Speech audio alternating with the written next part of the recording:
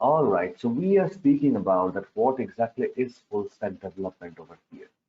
Now, I want you to understand one thing over here is that when we are speaking about full stack development, if we break the word, we get full stack development. Now, development we understand. Development means you're writing codes and you are trying to build something.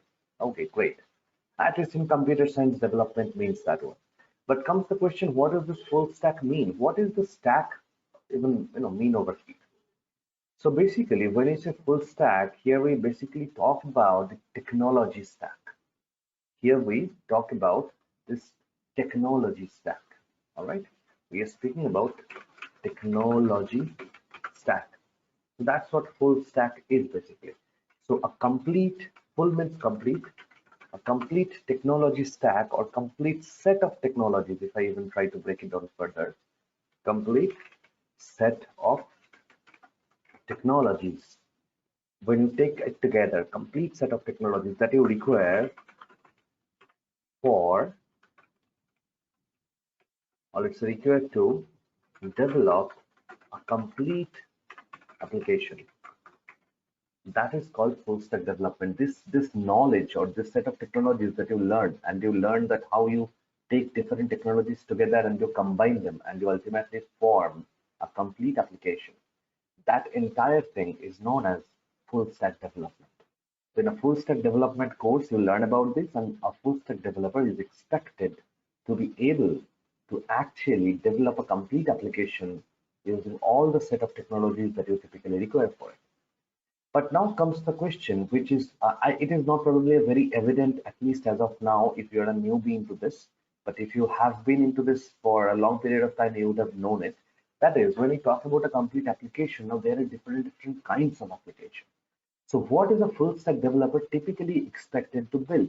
Let's talk about it.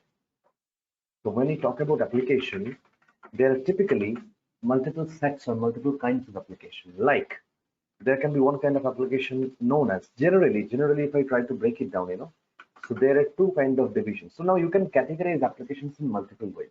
You can go like, native applications, web applications, and different kind of categorization is possible. So we will connect all those different categorizations together, but let's first decide on the very fundamental level of difference. One is single user application, and the second one is multi-user application.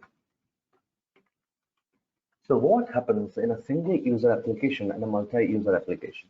When we talk about a single user application, we are literally talking about an application that can be used by only one single person at any given point of time. Only one single person can use it at any given point of time. Just think about this MS Paint window that I'm using over here. Right? So MS Paint is a software. Let's say this is my laptop. Now I'm trying to draw some images over here. I am not professionally trained to draw images, but I believe these images will at least make some sense. Now look here. So let's say if this is a laptop of yours, or maybe if I just try to refine it a little bit, just to make sure that it is not too much funny looking, So yeah, and I'll just put another color in between. So wow, and that's a nice looking laptop. So if this is your laptop, and let us say in the laptop you have got MS Paint, right? So MS Paint is the software that I'm running right now. So let us say that is opened up over here. This is your MS Paint, so that you can do all your painting activities, just like I am doing. Now this MS Paint, if you see, now this is installed on my laptop, right? So therefore, oh, that was a wrong click. This is installed on my laptop. So therefore, whenever I want to, let's say, draw something or do anything on MS Paint, I am the only person who can do it at any given. Let's say some drawing that I tried to make. So I am the only person who can make all these drawings right now. If I leave this laptop and someone else sits here, they can also do drawings if they want to. But at any given point of time, two people sitting on this laptop, they cannot use the paint. Now, if you say, well, you also have paint in your laptop, I have paint in my laptop, so we can use together. Yeah, that's fine. In your laptop, in mine, but that is now becoming two separate installations of the same application. That is two separate installations that will no longer be let's say considered as the same instance of the application. That is two different. In your computer, you have paint. In my computer, I have paint. If I have, let's say, I know, like made a picture and saved that picture as a file in my computer, in your computer, you have saved it as a file, I mean, if you now suddenly come to my laptop and sit, okay, understand this point. Let's say I am sitting on my laptop. I am making a paint file. I save it. If I go to your laptop and open up paint, will I get the same paint file? No, because that is on this machine it is stored. It is not there. This kind of applications are the typical attributes of a single user application. Only one single person can use it at one single point of time. Now, if you see majority of the applications that we use nowadays, they are quite not single user application. Like let's say, for example, if I talk about you watch Netflix. Now, Netflix is not a single user application. Why? Because as I told you the previous, in the previous discussion, the attribute, like if you go for opening up MS Paint and save a file here, and if I open up MS Paint in another computer, I will not find the same file because the file is stored in this computer, not in that one. But in case of Netflix, like if you open up Netflix, let's say on this laptop, if you log in and you're watching a movie, you have watched half of the movie. Then let's say you leave this laptop, you take your phone, and there you log into Netflix. You can continue watching the movie. That means in case of Netflix, you can see, or Amazon Prime, or even YouTube. If you log in into YouTube on a laptop and then on your phone, you can see the same video that you were watching earlier. You can continue on your phone. So these things are not locally storing the movie. I mean, when you watch a movie on Netflix, that movie is not stored on your machine. It is stored with Netflix. Somewhere they have kept it. I mean, I'm not getting into the details of where they're keeping it and all those things, but they have a place where they're keeping the movie. You can literally log in into your account and you can watch it. So it doesn't matter which device you are using. Facebook. If you log in from your Facebook, from your laptop, from your desktop, from your friend's laptop, from your phone, everywhere you can find out your account. And if you make a post from laptop on the phone, you can find out that post is still showing. And if people are, let's say, putting like or writing comment on your post on laptop what you posted, obviously on phone you can react to them, you can see them, and you can completely. So it is the same account. It is just that it is opened in multiple places. WhatsApp, you are running WhatsApp on your phone and you are scanning that QR code and running on your desktop. Web WhatsApp, right? So everything. Modern day applications are multi-user. You can run them in multiple places together. And also multi-user also means that the same application, like let's say the same Facebook, the Facebook that is originally there, because Facebook is not installed on your laptop. If you see, Facebook is kept on the servers somewhere that you are using. Facebook company has kept it.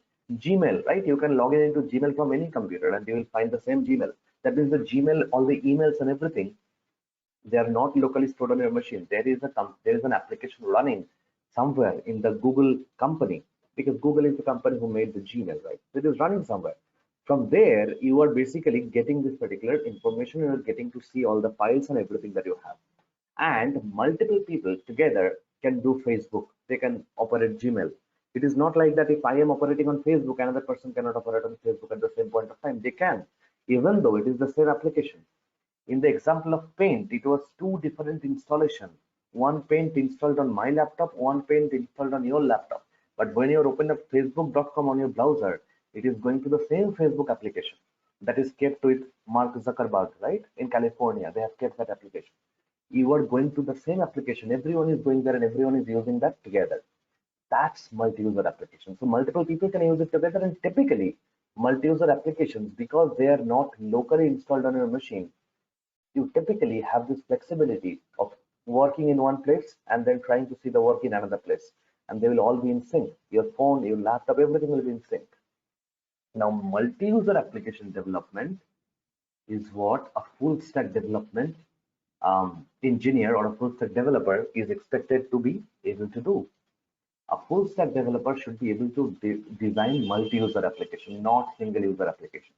Nobody wants to see a single user application from you. I mean, if you can do it, that's great. But what people typically expect is the ability of yours to make a multi-user application.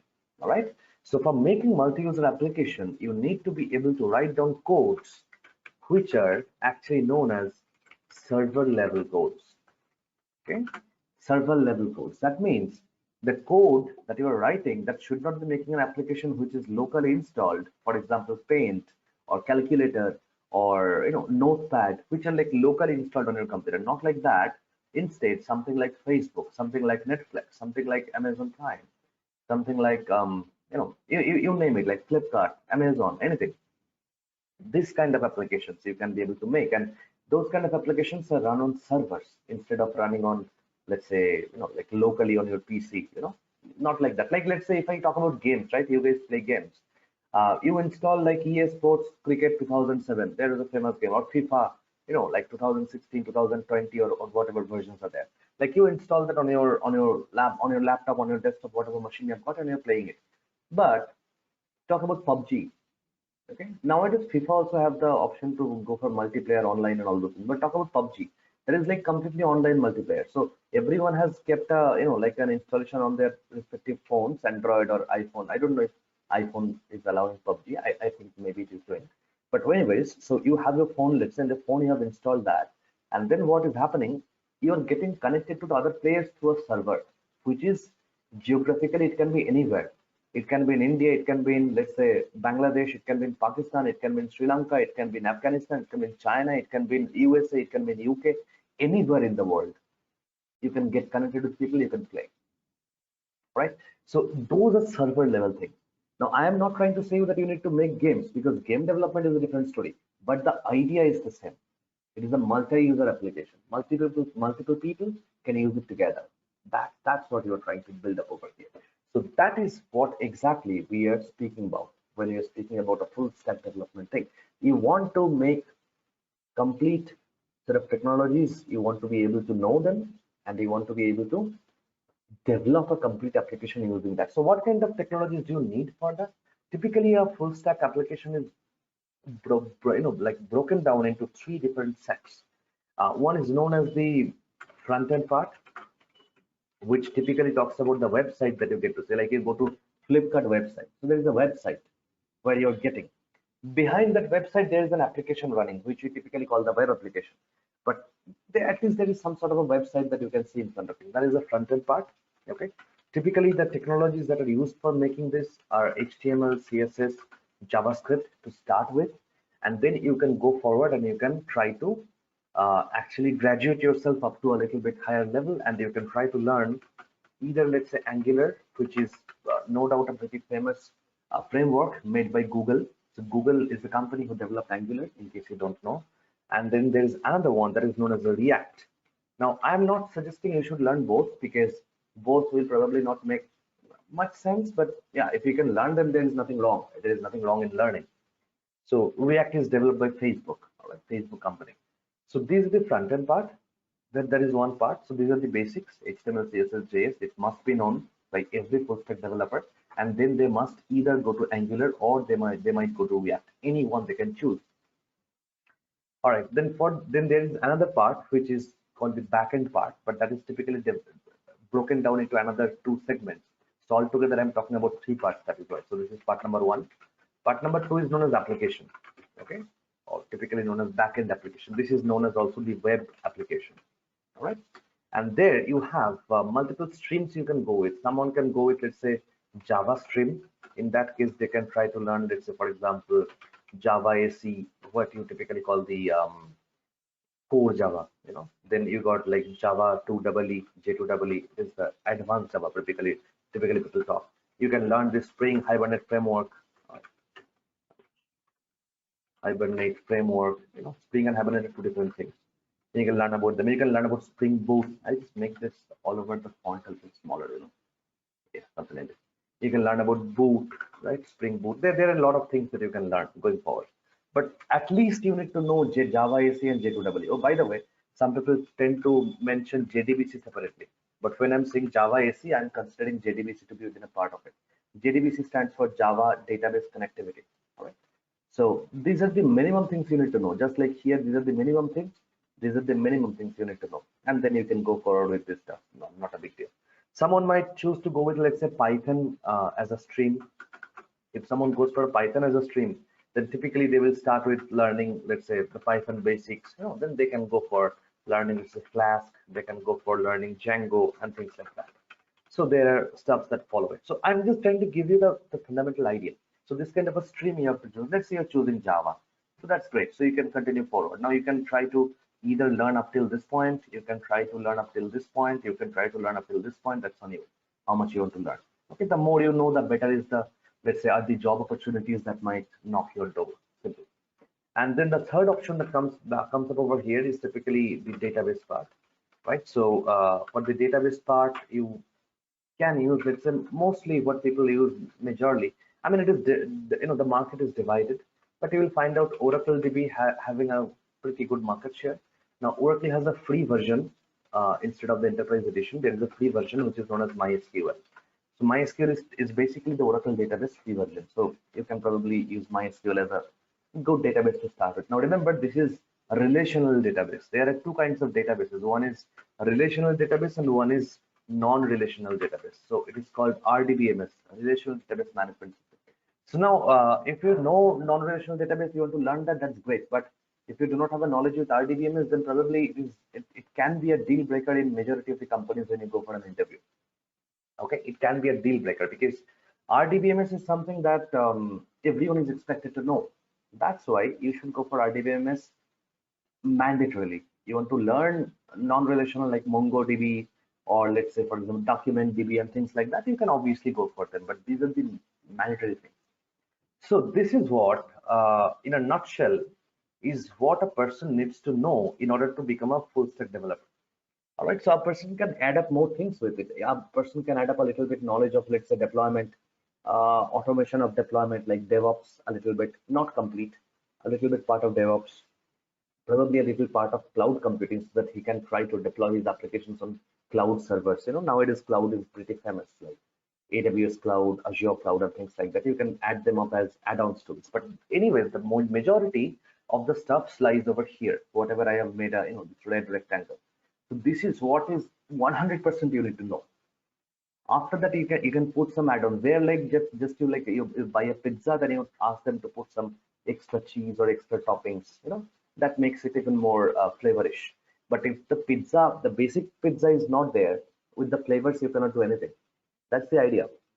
If you do not know HTML, CSS, JS, Angular, or something, if you do not know, let's say, Java, JDBC, J2EE, Spring, or let's say you do not know the MySQL DB or something, Oracle database. If you do not know these things and you try to add on top of it, let's say, a little bit of cloud knowledge, a bit of DevOps knowledge, and you try to, let's say, showcase all those things, they might look like actually empty promises. They might not look like very solid. So when you are going for an interview, you want your resume to look as solid as possible. So fill up your resume with these things, but do not write anything if you do not know that. Never, like when you're going for, let's say, after you, let's say, undergo training with Teqstories, you finish that up, you think of, well, let me go for, interviews and things. And you are going for an interview without knowing that, well, or you go for an interview like, okay, I have learned these things, but now let me try to put some more things in. I will somehow manage it. And that's the wrong thing you will do. So do not try to somehow manage, learn the steps, and then try to implement them, and try to kind of get the ball rolling, right? So that's how you basically learn full stack, you understand full stack, you try to represent yourself as a full stack developer in your interviews by putting the things that make sense and that you know. And obviously you need to know everything also. I mean, you cannot expect to know just half of it and just put half of it. Like, you're being honest there. You know half of it, you're putting half of it. But why would they accept a resume which is half? Why would they not simply reject you and go for someone who is more knowledgeable than you? So try to be as much as knowledgeable as you can, right? Try to be the best of your abilities, try to bring up your knowledge, and then you have it. I mean, that's the way you typically do it, right? So that's basically